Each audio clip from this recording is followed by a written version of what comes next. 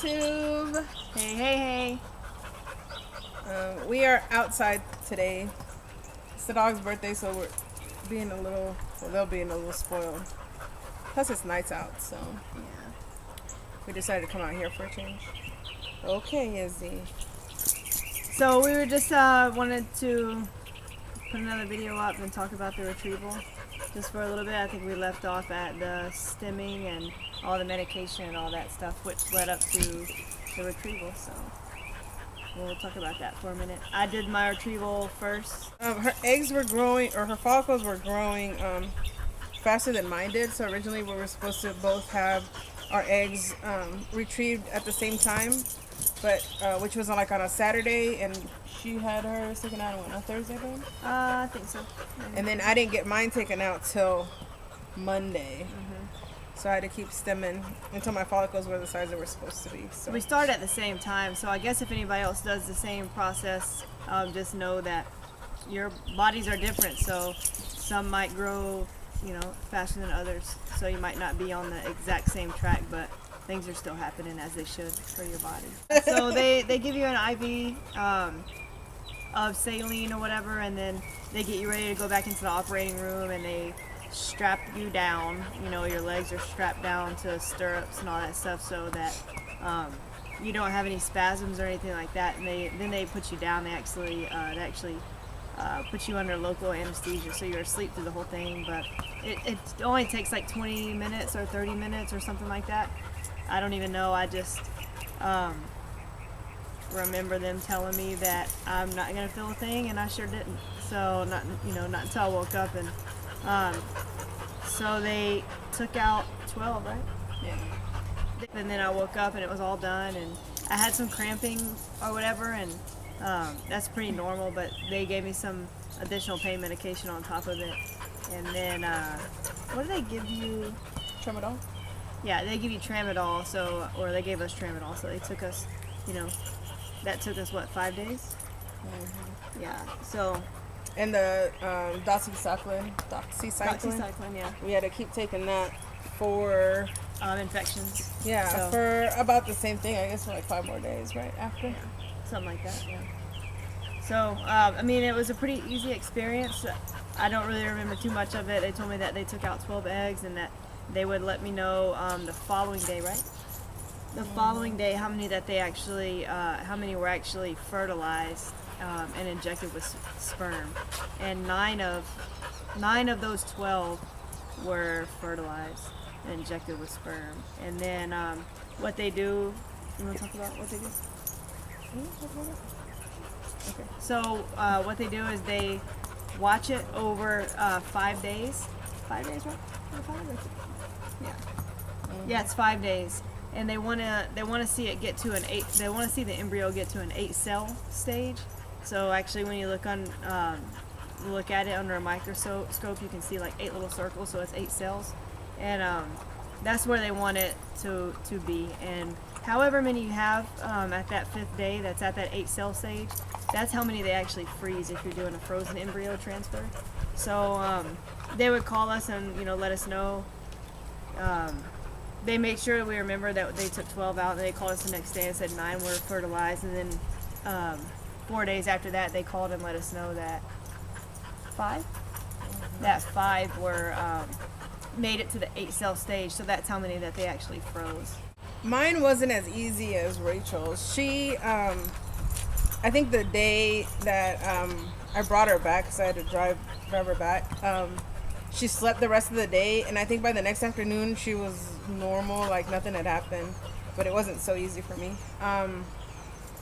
I went in and I had 11 taken out. So just like she said, they take us inside, they put you in stirrups, all this other stuff, and they put you to sleep. I had no idea what was going on.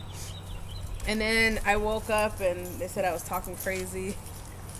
They said that crazy. I was saying that the doctor told me I had to come back because they didn't take all my eggs out. And the nurse is like, "What are you talking about?" I was like, "No, the doctor told me I had to come back. What time do you want me to come back tomorrow?" So they were all laughing at my expense, but I don't really remember any of it. And then they called the next day and they told me that they had, oh no, that same day, as soon as I got out, they told me they had taken out 11. And then a few days later, they told me that only 5 had been fertilized. And then I guess 5, no, how many days after that? 4 days after 4. that last phone call. Yeah. Yeah, they called and they said that only one of them was Made it to the frozen portion of it. So Rachel ended up with 5, and then I ended up with 1. And of course, we wanted more than that. I think she called, and I was crying. Of course, I wanted more than 1. You know, if you guys don't know, Rachel is going to be carrying the babies. Hopefully, she's going to carry one of her eggs and one of my eggs at the same time. But I only have 1 egg, you know, so if it doesn't take, or if it doesn't whatever, there are no more. And we're not going to go through this whole thing. Either way, it'll be fine. If none of them take, she has some that we can still try to do the transfer with and stuff. So we're grateful that at least we have some eggs, that we have in total 6 eggs. And so whether they're hers or whether they're mine, we have 6 embryos that are frozen. So we're gonna do 2 embryos with the first transfer. So if neither of them take, then it's unfortunate that Yuli's, that would be her only one. But if it just happens to be that way, which we don't think it will be, then we'll still have 4 more. So Yeah. so then the end state was we have 6 embryos frozen, ready to go for the transfer. So. You want to talk about your patches real quick? Yeah, I mean, the next thing we could talk about is the transfer on the next video, and then the only thing that happens before that is the place we go to, they like to do a trial transfer is what they call it, and that whole stage is just thickening up the uterine lining because it has been shedding and it's been real thin this entire time with the medication and all that stuff that we have been taking. So they put me on estrogen patches once I started my next period. And so on day 1, I started with patches, and then they increased the amount of patches that you put on, which goes on your lower abdomen. And I guess symptoms of that would be headaches for me, was headaches, and then my throat was really sore in the beginning for just two days maybe, a couple days, and then a little bit of dizziness in the beginning. Stop humping her. Get down. Sorry, our Dogs we are have humping. incest in the family, I guess. 2 dogs are getting down over there. Something else, what was it? Bloating for sure in the lower abdomen. Nausea? A little bit of nausea. Yeah. So, anyways, they did that, or I did that for 15 days, about 15, 16 days, 16 something like that. days. Yeah. And then they will take you in for ultrasound and labs, and they'll see how thick your uterine lining is, and it should be at least anywhere between 8 and 12. And mine was at 11, so that trial part was good. And then they, at that point, put you on progesterone and oil shots in the booty, and it's really thick and it hurts a little bit. Some days hurts worse than others, but it hurts later. It feels kind of bruised and all that. So after that, to finish up the trial phase, they do a biopsy and they take out some of your endometrium, right? And so they take out some of the lining and they make sure that nothing is wrong with the lining. There's no cells in there that shouldn't be in there, and that everything is good to go. And then after that, they induce your period. So they give you these 4 pills of prometrium, and then you'll start your period, and then you do the whole thing over again. So that means you start over with the patches once your period starts, and then you'll do the ultrasound, make sure your uterine lining is good. Then you'll do your progesterone and oil again for 5 days, and then instead of the biopsy, you'll actually do your transfer. And so yeah, so if you guys are wondering how come we still haven't gone to the trial, the transfer portion or the retreat or the 2-week wait, or why it's been forever, that's the same thing. That's the same question we asked.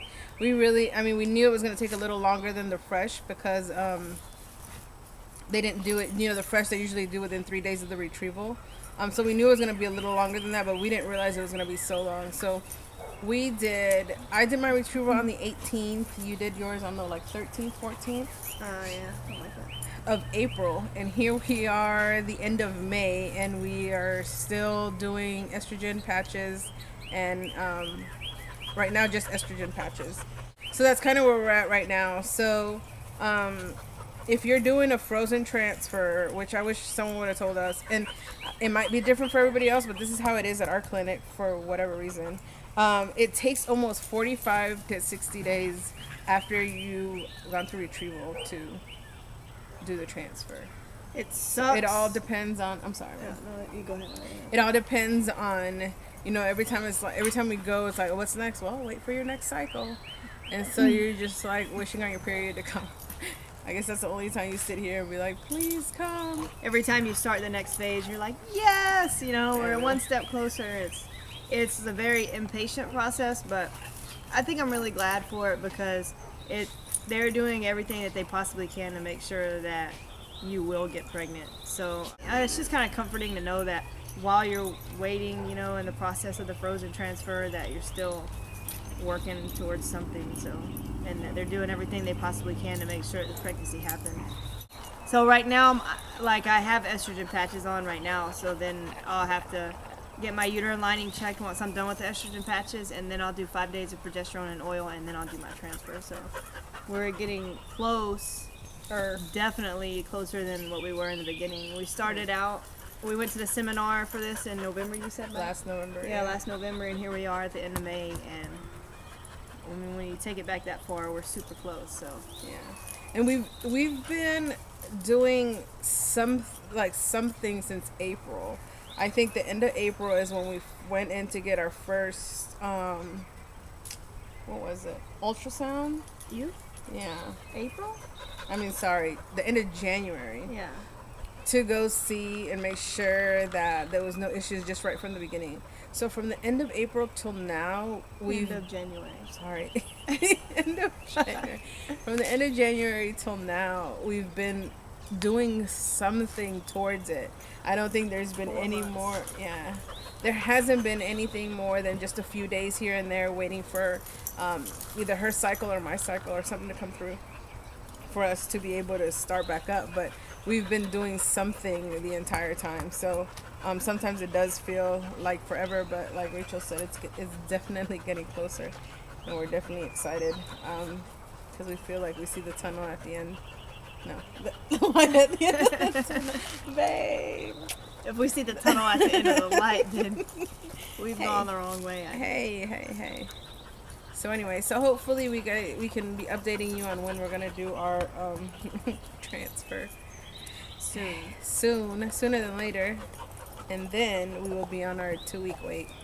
And I'm sure that's gonna be even longer than November to June. Yeah, it's gonna feel like forever. But they did say that with the frozen transfer, it's not necessarily 2 weeks that you wait, but they can usually do it about 9 or 10 days. So that's definitely better than 2 weeks. So